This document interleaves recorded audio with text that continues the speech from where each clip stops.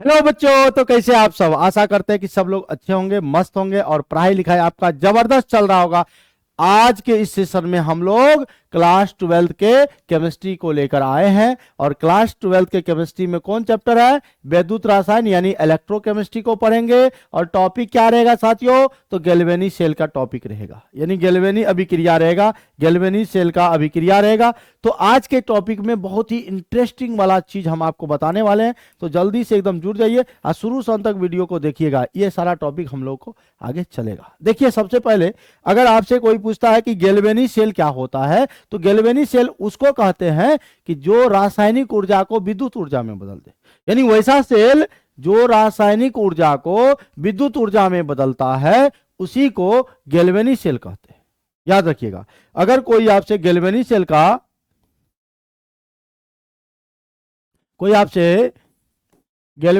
का डिफिनेशन पूछता है, गैल्वेनी सेल किसे कहते हैं, तो आप एकदम इजीली उसको परिभाषित कर सकते हैं कि वैसा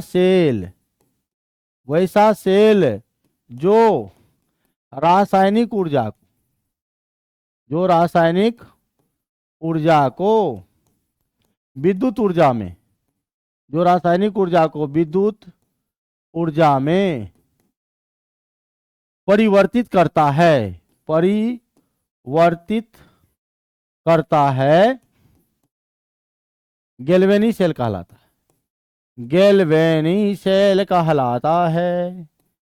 क्या कहलाता है साथियों? गैल्वेनी सेल कहलाता है। अगर कोई बोलेगा सर इंग्लिश में कहाँ दिखाए, इंग्लिश वो डिफिनेशन लिखा दीजिए, हम कहेंगे कहिए ना, लिखिए ना sir, the cell which convert the chemical energy into electrical energy, जो केमिकल एनर्जी को इलेक्ट्रिकल एनर्जी में बदल दे, वही सेल का नाम है गैल्वेनी सेल। उस सेल को कहते हैं चुपचाप, नुनू चुपचाप, मतलब किसी को नहीं बताइएगा गैल्वेनी सेल क्या होता है। जो रासायनिक ऊर्जा को विद्युत ऊर्जा में बदल देता है उसी को गैल्वेनी सेल कहते हैं। याद रखना इसको। और गैल्वेनी सेल की क्रियाविधि को समझना बहुत जरूरी है।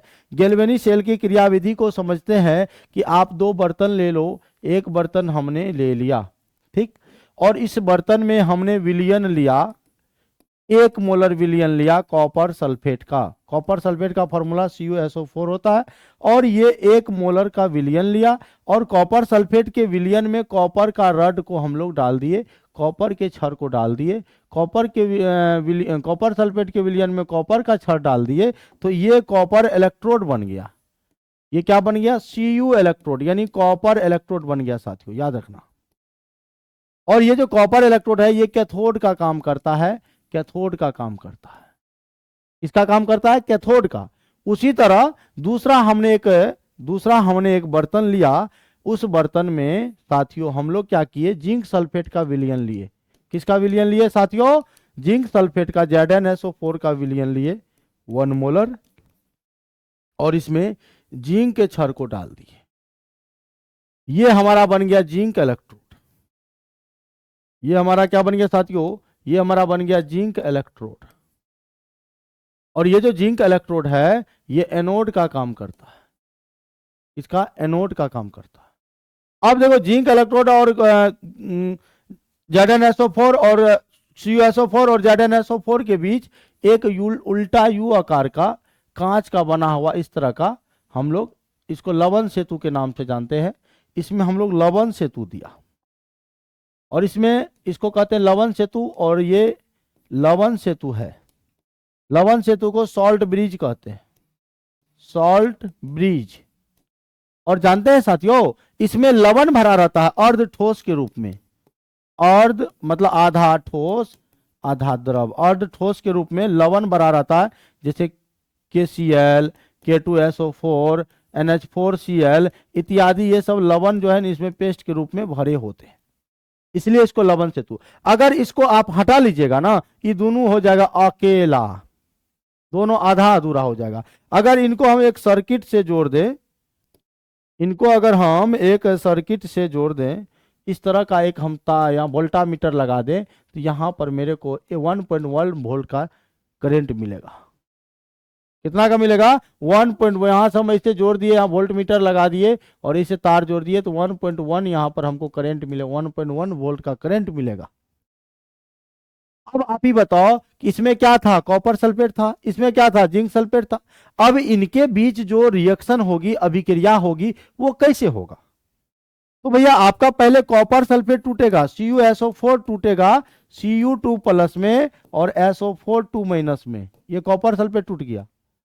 और अगर ZnSO4 टूटेगा, ये एक्वस रहेगा, दोनों एक्वस सॉल्यूशन है, ये टूटेगा, ये Zn2 प्लस एक्वस में प्लस SO4 2 माइनस एक्वस में। तो बताओ भैया, यहां पर देखिए दोनों में SO4 है। अब ये देखो जिंक किसका काम कर रहा है? एनोड का। और आपको पता है एनोड पर ऑक्सीडेशन होता है, एनोड पर क्या होता है? ऑक्सीडेशन होता है। और आपको पता है कैथोड पर रिडक्शन होता है, कैथोड पर रिडक्शन होता है। तो ये जो कॉपर जो है, ये जो Cu2 प्लस है, ये क्या निभाएगा? ये रिडक्शन को निभाएगा। और ये जिंक प्लस क्या निभाएगा? ऑक्सीडेशन को निभाएगा। तो एनोड पर होने वाली अभिक्रिया को एनोड रिएक्शन और कैथोड पर होने वाली अभिक्रिया को कैथोड रिएक्शन। तो भैया सेल में दो टाइप, एनोड और कैथोड। अब हम लोग सेल रिएक्शन इसका लिखेंगे, तो सबसे पहले हम लोग को लिखना होगा एनोड रिएक्शन। क्या लिखना होगा? Anode reaction.